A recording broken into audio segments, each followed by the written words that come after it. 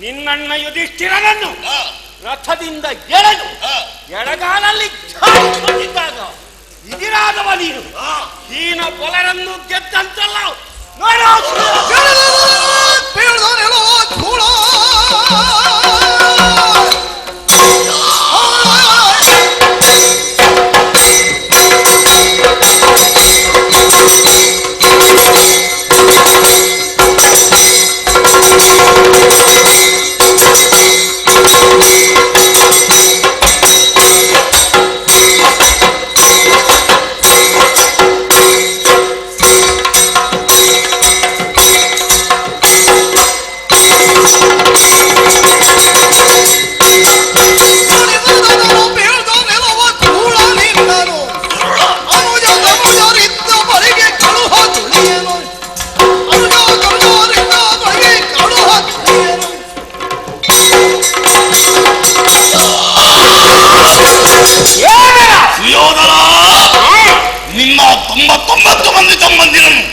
ಈ ರಣಭೂಮಿಯಲ್ಲಿ ಕೆಳಗಿ ಯಮನಾಯವನ್ನು ಸೇರಿಸಿದವನ ಉಳಿದವ ನೀನೊಬ್ಬ.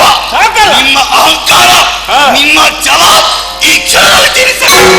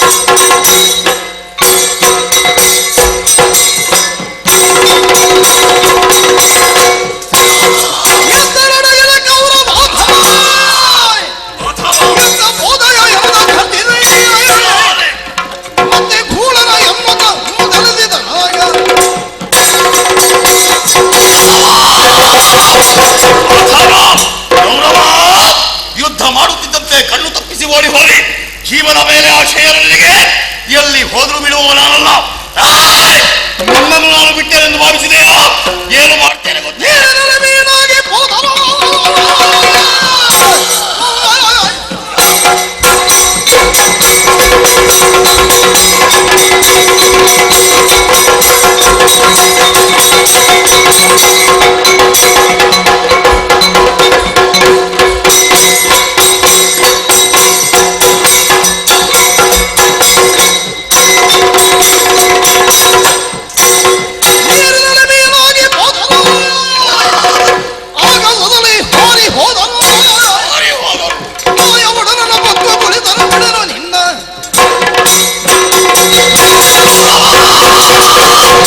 ನಿನ್ನ ಬದುಕು ಆಶೆಯಿಂದಾಗಿ ಓಡಿ ಹೋಗಿದ್ದಿ ನೀನು.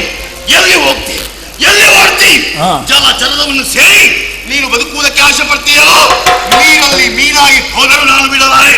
ಆ ಜಲಚರವನ್ನೆಲ್ಲ ನಿನ್ನನ್ನು ಹೊರಗೆಳೆದು ನಾನು ಕೊಲ್ಲದಿದ್ದರೆ ಭೀಮಸೇನನೆಯಲ್ಲ.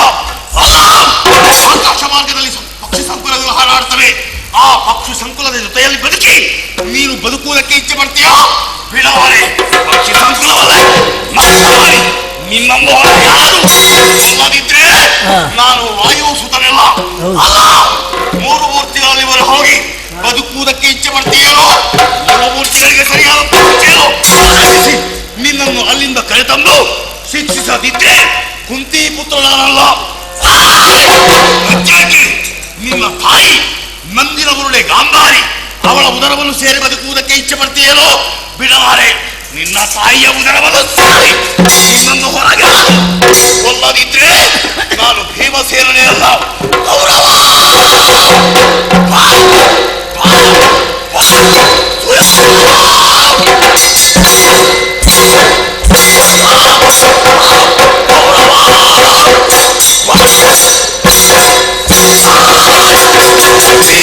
ನೀಚ ಅಧಮ ಬಾರೋ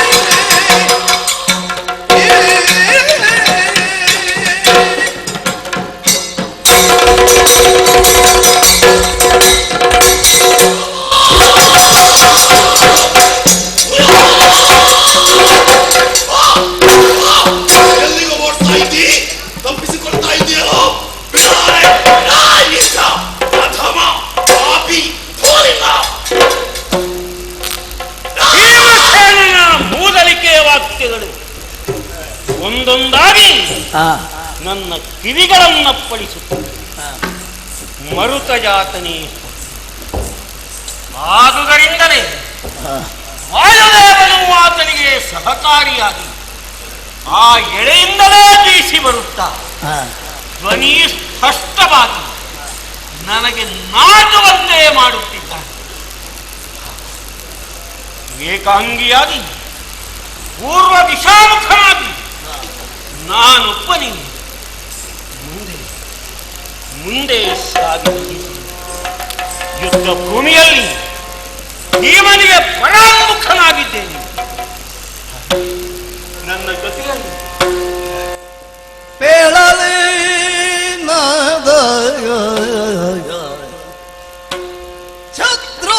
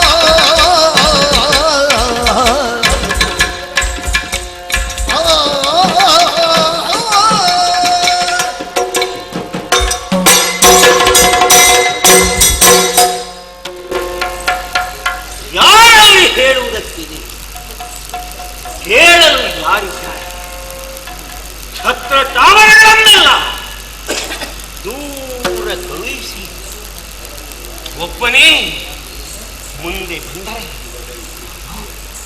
ಯುದ್ಧ ಭೂಮಿಯಲ್ಲಿ ಮಡಿದು ಬಿಟ್ಟಿರುವ ವೀರ ಯೋಧ ಕ್ಷಣಗಳ ರಾಶಿ ಏರಿ ಇಳಿದು ಮುಂದೆ ಬಿಡಿದೆ.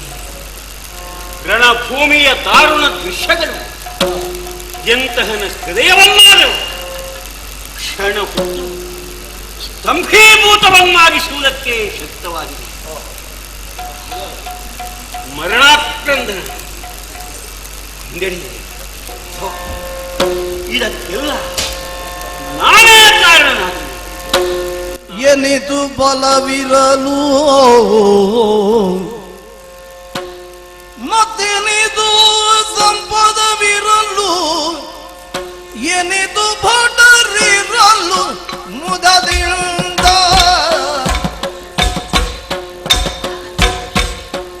ಎನಿದು ಬಲವಿರಲು ಮತ್ತೆನಿದು ಸಂಪದವಿರಲು ಎನಿದು ಭಟರಿರಲು ಮುದದಿಂದ ಎನಿದು ಬಲವಿರಲು ಮತ್ತೆನಿದು ಸಂಪದವಿರಲು ಎನಿದು ಭಟರಿರಲು ಮುದದಿಂದ ಎನ್ನುವುದೇನೆ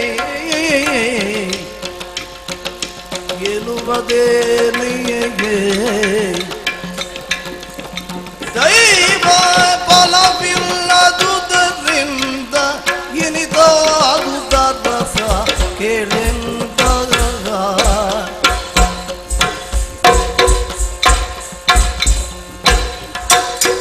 ಎನ್ನುವುದೇನೆ ದೈವ ಬಲವಿಲ್ಲದುದರಿಂದ ಇನಿದಾದುದ ರಸ ಕೇಳಿಂದ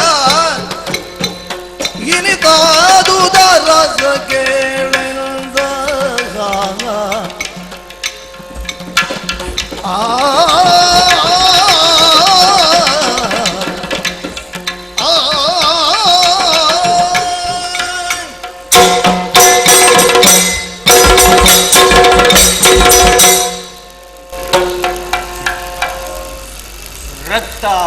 ಸರಿಯಾಗಿ ವೀರ ಭಟರು ನನಗಾಗಿ ಪ್ರಾಣತ್ಯಾಗ ಮಾಡಿದ್ದಾರೆ. ಯಾಕೆ? ನನ್ನಲ್ಲೇನಾದರೂ ಲೋಪವಿತ್ತು ಎಲ್ಲವನ್ನು ಸಿಂಹಾವಲೋಕನ ಮಾಡಿದರೆ ಯಾವ ಕೊರತೆಯೂ ಹೇಳುವಂತೆ ಸೇನಾಬಲವಿತ್ತು, ಧನಬಲವಿತ್ತು, ದೇಹಬಲವಿತ್ತು, 11 ಕ್ಷೋಹಿಣಿ ಸೇನೆಯೊಂದಿಗೆ ಕುರುಕ್ಷೇತ್ರವನ್ನು ಸೇರಿದ ನಾನು ಎಲ್ಲರನ್ನೂ ಅಶ್ವತ್ಥಾಮ, ಕೃಪಾಚಾರ್ಯರು, ಕೃತವರ್ಮ, ನಾಲ್ವರನ್ನು ಬಿಟ್ಟರೆ ನಮ್ಮ ಸೈನ್ಯ ಹೇಳ ಹೆಸರಿಲ್ಲದಂತ ಮಧ್ಯಾಹ್ನದವರೆಗೆ ಯುದ್ಧದಲ್ಲಿ ಮುಂದುವರಿಯುತ್ತಿದ್ದಂತಹ ಸೇನಾಪತಿ ಮಾತ್ರೇಶಿ ಅವನ ಮರಣಾನಂತರ ನನ್ನ ಕಣ್ಣೀರಿಂದ ನನಗೆ ಸೇನಾಪತಿತ್ವದ ಅಭಿಷೇಕವನ್ನು ಮಾಡಿಕೊಂಡು ನಾನೇ ತಾಯಿಯನ್ನು ದೇವರೆಂದು ತಂದೆಯನ್ನು ದೇವರೆಂದು ತಿಳಿ, ಆಚಾರ್ಯನನ್ನು ದೇವರೆಂದು ತಿಳಿ ನಮಗೆ ಮನೀಷಿಗಳು ಉಪದೇಶವನ್ನು ನೀಡುತ್ತಾರೆ. ಯಾವ ಅಧಿಷ್ಠಾನದಲ್ಲಿ ದೇವರನ್ನು ಕಂಡು ನಮಸ್ಕರಿಸಬೇಕಾಗಿತ್ತು ಅವುಗಳನ್ನೆಲ್ಲ ನಾನು ಉಪೇಕ್ಷಿಸಿ ತಾಯಿಯ ಮಾತನ್ನು ಕೇಳಿದವನು. ತಂದೆಯ ಹಿತನುಡಿಗಳು ನನಗೆ ಪಥ್ಯವಾಗುವುದು, ಆಚಾರ್ಯೋಪದೇಶವನ್ನು ಉಪೇಕ್ಷಿಸಿ ಮತ್ತಾವ ದೇವರು ನನ್ನನ್ನು ಅನುಗ್ರಹಿಸುವುದಕ್ಕೆ ಸಾಧ್ಯ. ದೈವ ಬಲವಿಲ್ಲವಾಗಿ ಈ ರೀತಿಯ ಸೋಲು ಸಂಪ್ರಾಪ್ತಿ ನೆರವಾಗುವುದಕ್ಕೆ ಯಾರು ನನ್ನಲ್ಲಿ ಉಳಿದರೆಂದರೆ ಮುಂದೆ ಕರದ ಗದೆಯಂ ಪೆಗಲೊಳ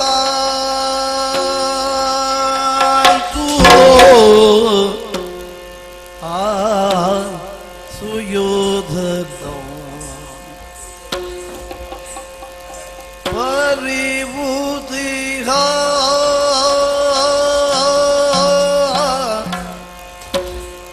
ರಕ್ತದೋ ಕುಳಿಯ ಹೆಮ್ಮಡುವನು ಉತ್ತರಿಸುತ್ತ ಪರಿಬುದ್ಧಿಹ ರಕ್ತದ ಓ ಗುಳಿಯ ಹೆಮ್ಮಡುವನು ಉತ್ತರಿಸುತ್ತ ರಣಧಾರಿಣಿಯೋಳ್ ಓರ್ವನೇ ಬರುತ್ತಿದ್ದನು. ಏನೆಂಬೆ ಅದ್ಭುತವನು, ಏನೆಂಬೆ ಅದ್ಭುತವನು, ಎಲ್ಲಿ ನೋಡಿದರು ನೀವ ಭೂತರವಾಯ್ ಭೂತರವಾಯ್,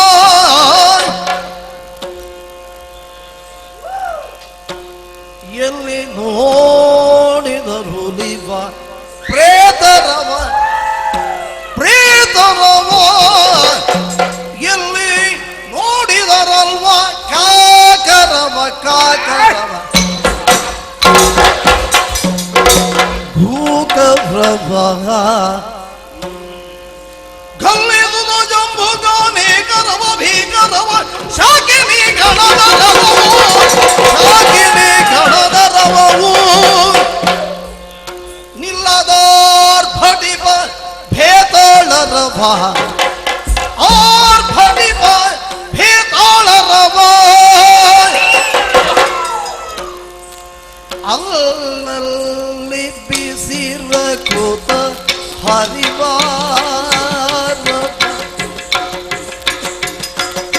ಅಲ್ಲಲ್ಲಿ ಬಿಸಿರ ಕೂತ ಹರಿವರವ ಸುರಿವರವ,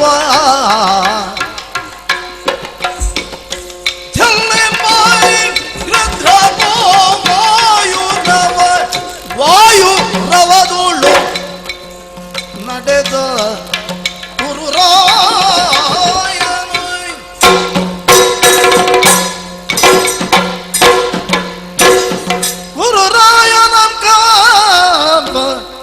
ಲವಲವಿಕೆಯೋ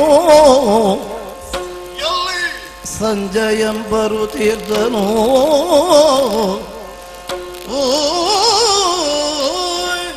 ಇಂದಿಗೆ 18 ದಿನಗಳ ಹಿಂದೆ ಅಂಧನೃಪಾಲನಾದಂತಹ ಧೃತರಾಷ್ಟ್ರ ನನ್ನಲ್ಲಿ ಕೇಳಿದ ಪ್ರಶ್ನೆ ಅದು. ಧರ್ಮಕ್ಷೇತ್ರವಾದಂತಹ ಕುರುಕ್ಷೇತ್ರದಲ್ಲಿ ಸಮಾಹಿತರಾದ ನನ್ನವರು ಪಾಂಡವರು ಏನು ಮಾಡಿದರು ಸಂಜಯನೇ? ಆ ಪ್ರಶ್ನೆಗೆ ಬಾಯಲ್ಲಿ ಉತ್ತರವನ್ನು ಕೊಟ್ಟವನು ನಾನಲ್ಲ. ನನ್ನಲ್ಲಿ ಗುರುಪದಿಷ್ಟವಾದಂತಹ ದಿವ್ಯವಾದ ಚಾಕ್ಷುಷಿ ವಿದ್ಯೆ ಇದ್ದದ್ದರಿಂದ ಯುದ್ಧದ ವಿವರಣೆಯನ್ನು ಅಲ್ಲೇ ನಾನು ಕೊಡುತ್ತಲೂ ಇದ್ದೆ.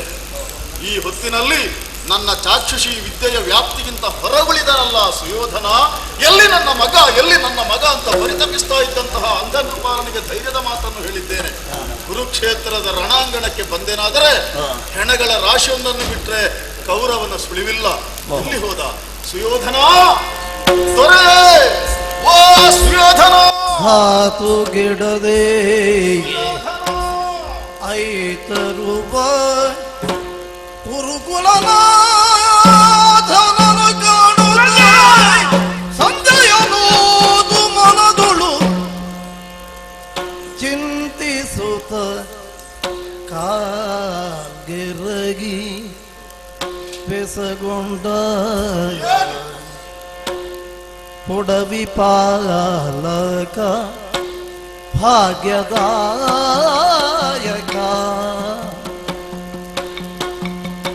ನುಡಿಯದೆ ಎಲ್ಲಿಗೆ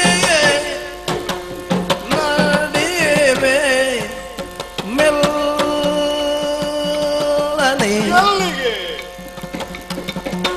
ಪುಡವಿ ಪಾಲಕ ಭಾಗ್ಯದಾಯಕ ನುಡಿಯದೆಲ್ಲಿಗೆ ನಡೆವೆ ಮೆಲ್ಲನೆ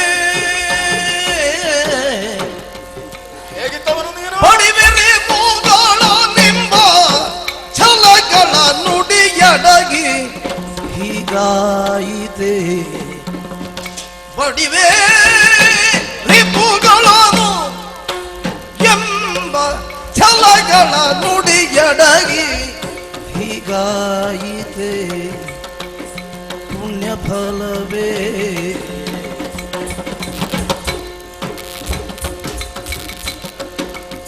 ಪುಣ್ಯ ಫಲವೇ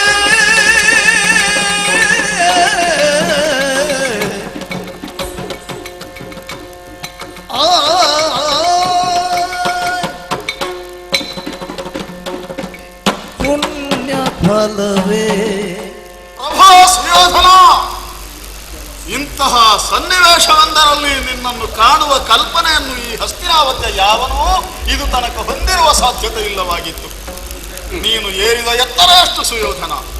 ಒಡವಿ ಪಾಲಕ ಎನ್ನುವುದು ಅನ್ವರ್ಥವಾಗಿ ಬಂದದ್ದಿದ್ರೆ ನಿನಗೊಬ್ಬನಿಗೆ ಹೊರತು ಹೆಸರಿಗೆ ಪಡವಿ ಪಾಲಕರು ಬಹಳ ಮಂದಿಗಳು ಆದದ್ದಿರಬಹುದು. ನಿನ್ನ ನೆತ್ತಿಯ ಮೇಲೆ ಮುತ್ತಿನ ಕಿರೀಟವನ್ನು ನಿನ್ನ ಹಿರಿಯರು ಇಟ್ಟದ್ದಿಲ್ಲ, ಪುರೋಹಿತರ ಸ್ವಸ್ತಿವಾಚನವಾದದ್ದಿಲ್ಲ, ನಿನಗೆ ಪುಣ್ಯ ನದಿಗಳ ಅಭಿಷೇಕವಾದದ್ದಿಲ್ಲ. ಆದರೂ ನಿನ್ನ ಅನಭಿಷಿಕ್ತ ಸಮ್ರಾಟತನವನ್ನು ಆಚಾರ್ಯ ಭೀಷ್ಮರಾದಿಯಾಗಿ ಎಲ್ಲರೂ ಒಪ್ಪಿಕೊಂಡಿದ್ದಾರೆ ಅಂತ ಇದ್ರೆ ನೀನು ನಿಜಾರ್ಥದಲ್ಲಿ ಪೊಡವಿ ಪಾಲಕನೇ ಆಗಿದ್ದಿ. ಕುರುವಂಶದಲ್ಲಿ ಹುಟ್ಟಿದ ಎಲ್ಲರೂ ಕೌರವರಾಗಲಿಲ್ಲ ಸುಯೋಧನ. ಕೌರವ ಎನ್ನುವ ಹೆಸರು ಬಂದದ್ದಿದ್ರೆ ಅದು ನಿನಗೆ ಮಾತ್ರ. ಪೊಡವಿ ಪಾಲಕನಾಗಿ ಭಾಗ್ಯದಾಯಕನಾಗಿಯೂ ನೀನು ಮೆರೆದೆ. ಏನು ಹೇಳ ಹೆಸರಿಲ್ಲದೆ ಇದ್ದಂತಹ ಒಬ್ಬ ಸೂತಸುತನೆಂದು ಕರೆಯಲ್ಪಟ್ಟಂತಹ ಕರ್ಣನಿಗೆ ಅಂಗರಾಜ್ಯಾಧಿಕಾರವನ್ನು ಕೊಡುವಲ್ಲಿನ ನಿನ್ನ ದಾತೃತ್ವ ರಘು ಮಹಾರಾಜನ ದಾತೃತ್ವಕ್ಕಿಂತ ಕಡಿಮೆ ಅಂತ ನಮಗೇನು ಅನ್ನಿಸಿದ್ದಿಲ್ಲ. ಭಾಗ್ಯದಾಯಕನಾಗಿ ಒಡವಿ ಪಾಲಕನಾಗಿ ರಂಜಿಸುತ್ತಾ ಇದ್ದಂತಹ ನೀನು ಈಗ ಯಾರಲ್ಲಿಯೂ ಒಂದು ಮಾತನ್ನು ಹೇಳದೆ ಮೆಲ್ಲನೆ ನಡೆಯುವೆ. ಎಲ್ಲಿಗೆ ಅಂತ ಅರ್ಥವಾಗಲಿಲ್ಲ. ಅಬ್ಬ, ಅಂದು ಸಂಧಾನದ ಸಭೆಯಲ್ಲಿನ ಕೌರವನನ್ನು ಕಂಡಾಗ ನಿನ್ನ ವಿಚಾರ ಸರಿಯೋ ತಪ್ಪ ಪ್ರಶ್ನೆ ಅಲ್ಲ, ನಿನ್ನ ಬಗ್ಗೆ ಅಮಿತವಾದ ಮೆಚ್ಚುಗೆ ನಮಗೂ ಇತ್ತು. ಒಲಿಸಬೇಕಾದ ಅನಿವಾರ್ಯತೆಯನ್ನು ತಂದೊಡ್ಡಬೇಡ ಅಂತ ಕೃಷ್ಣ ಹೇಳಿದ್ರು. ಅವನಿಗೆ ಸೆಟೆದು ನಿಂತು ರಣವೀಳ್ಯವನ್ನು ಕೊಡುವಲ್ಲಿನ ಬಡಿವೆ ರಿಪುಗಳನೆಂಬ ಛಲ, ಆ ಛಲಗಳ ನುಡಿ ಈಗ ಅಡಗಿ ಹೋಯಿತೆ, ಅಡಗಿ ಹೀಗಾಯಿತೆ. ಇದು ನಿನ್ನ ಪುಣ್ಯ ಫಲವೇ ಅಲ್ಲ, ನನ್ನ ಪುಣ್ಯ ಫಲವೇ ನಮಗೆ ಅರ್ಥವಾಗುವುದಿಲ್ಲ. ನಿನ್ನ ಪರಿಸ್ಥಿತಿಯನ್ನು ಗಮನಿಸಿದರೆ ಬಿಡದೆ ಬಾಗುತ್ತ ನೃಪರು ಮಕುಟವ ನೀಡುವ ಕೋಮಲ ಚರಣವು ಇದರುಳು ನಡೆವೆ ನೀನೆಂತ ಕಟ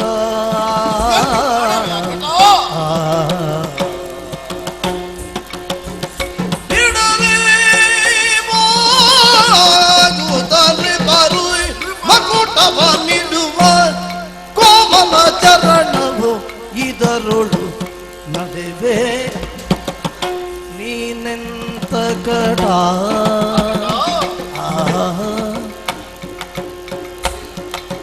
ಅಕಡ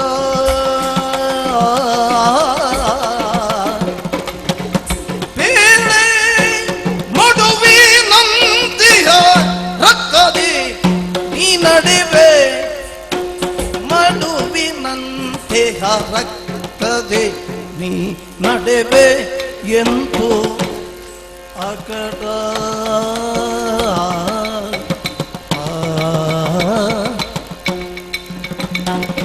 ರಣಗೆ ಬೆದರಿ ನೀ ನಡೆವೆ ರಣಗೆ ಬೆದರಿ ನೀ ನಡೆವೆ ಪುಣ್ಯ ಫಲವೇ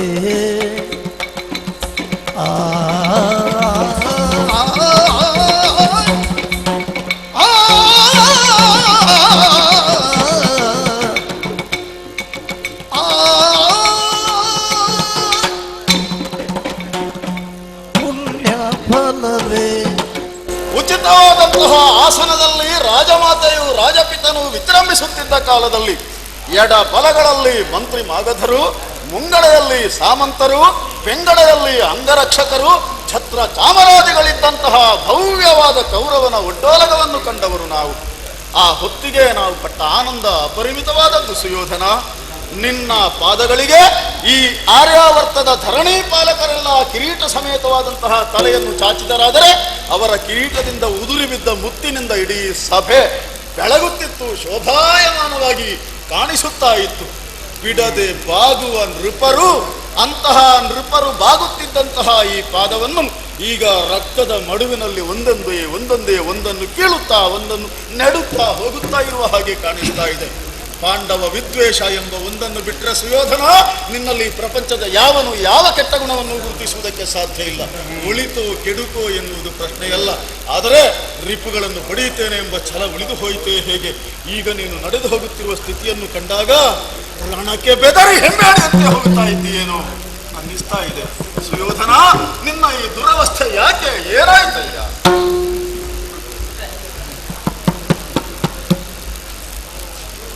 ಸಂಜಯ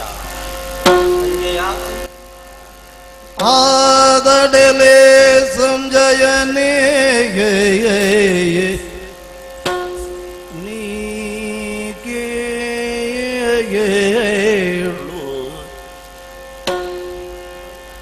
ಆದಡಲೆ ಸಂಜಯನೇ ನೀಗೇಳು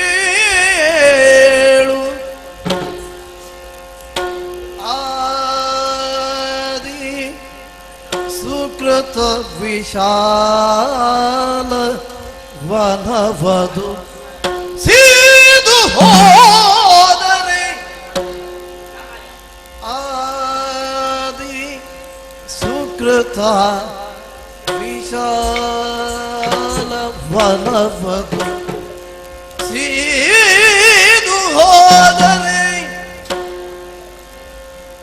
ಜಯ ಸಿರಿಯೋ ಜಂಗುಳವ ಜಾರಿದರೆ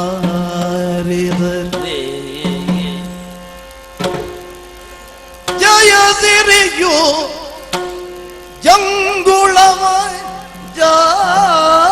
ಜಾರಿದರೆ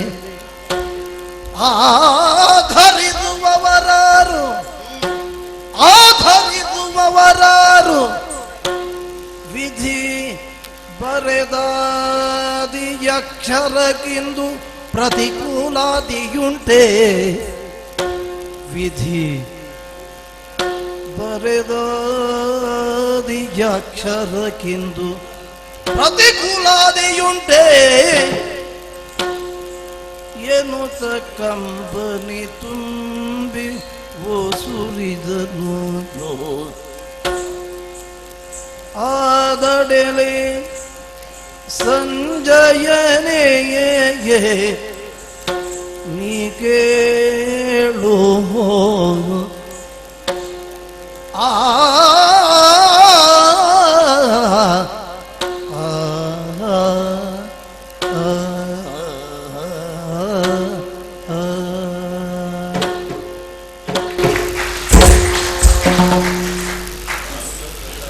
ಸಂಜಯ, ದೊರೆ ಸಾಮಂತರಾಜರ ಕಿರೀಟದ ಮಣಿಗಳಿಂದ ಹಾ ಅಲಂಕೃತವಾಗಿದ್ದ ನನ್ನ ಪಾದಗಳನ್ನು ಕಂಡಾಗ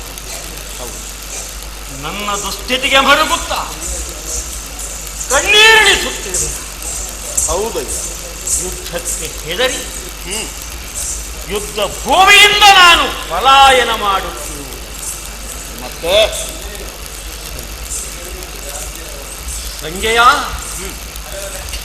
ಆದಿ ಸುಕೃತ ವಿಶಾಲವನ ಹಾ ಸೀದು ಹೋಯ್ತೆಂದಾದರೆ ಹಾ ಅದನ್ನು ಮತ್ತೆ ಉಳಿಸುವುದಕ್ಕೆ ಸಾಧ್ಯವಿಲ್ಲ. ಇನ್ನೇನು ಕೊಯ್ಲಿಗೆ ಹತ್ತಿರವಾಯಿತು. ಪೈರು ಬೆಳೆದು ನಿಂತಿದೆ, ತೆನೆ ಬಾಗಿದೆ. ಕಣಜದಲ್ಲಿ ತುಂಬ ಭತ್ತವನ್ನು ತುಂಬಿಸ್ತೇನೆ ಎಂದು ಆಶಿಸಿದಂತಹ ಕೃಷಿಕ ಬಿರು ಬಿಸಿಲಿನ ಹೊಡೆತಕ್ಕೆ ನೆಲ ಒಣಗಿ ಬಾಯ್ತೆರೆದು ಆ ಪೈರೆಲ್ಲ ಸೀದು ಹೋದಾಗ ಏನಾದನು ಅಯ್ಯ, ನನ್ನ ಸ್ಥಿತಿ ಜಯಸಿರಿ ನನ್ನ ಭುಜಗಳಲ್ಲಿ ನೆಲೆಸಿದ್ದಾಳೆ. ನಾನಾಕೆಯನ್ನು ಕಂಕುಳಲ್ಲಿ ಔಕೆ ಹಿಡಿದು ಯುದ್ಧ ಭೂಮಿಯಲ್ಲಿ ಮುನ್ನಡೆಯುತ್ತೇನೆ ಭಾವಿಸಿದೆ. ಜಯಾಂಗನೆ ಜಾರಿ ಜಾರಿ ಜಾರಿ ಆ ಕಡೆಗೆ ಸಾಗುತ್ತಿದ್ದಾರೆ. ಈಗ ಆಧರಿಸುವವರೂ ಇಲ್ಲ, ಆಧರಿಸುವವರೂ ಇಲ್ಲ. ಈ ಸ್ಥಿತಿ ಆಯ್ತೆಂದಾದರೆ ನಾನಿದ್ದೇನೆ ಎಂದು ಹೇಳಿ ಆಧರಿಸುವುದಕ್ಕೆ ಯಾರಿದ್ದಾರೆ? ಅಯ್ಯ, ವಿಧಿ ಇದೆ ಎಂಬುದನ್ನು ನೀನೂ ತಿಳಿದವ, ನಾನೂ ಬಲ್ಲ. ಯಾವುದು ನಮ್ಮ ಕಣ್ಣುಗಳಿಗೆ ಕಾಣುವುದಿಲ್ಲ ಅದನ್ನಲ್ಲವೇ ದೃಷ್ಟವೆನ್ನುವುದು. ನನ್ನ ದೃಷ್ಟ, ನನ್ನ ವಿಧಿ, ನನ್ನ ಹಣೆಯಲ್ಲಿ ಹೀಗಾಗಬೇಕೆಂದು ಬರೆದಿದ್ದರೆ ಅದನ್ನು ಮೀರುವುದಕ್ಕೆ ಸಾಧ್ಯವಿಲ್ಲ. ವಿಧಿ ಕಟ್ಟಿದುದನ್ನು ಕಳೆಯಲ್ ಸಂಜಯ, ನಿರಾಶಾವಾದಿಯಾಗಿ ಎಲ್ಲವನ್ನೂ ವಿಧಿಯಾಟ ಎನ್ನುತ್ತಾ ನಾನು ಕರೆತಪ್ಪಿಸುವ ಪ್ರಯತ್ನ ಮಾಡುತ್ತಿದ್ದೇನೆ. ನೈರಾಶ್ಯದ ಎಡೆಗೆ ವಾಲಿದೆಯೋ ಹೇಗೆ? ಭಾವಿಸಲಿ ಎಲವೋ ಸಂಜಯಗೆ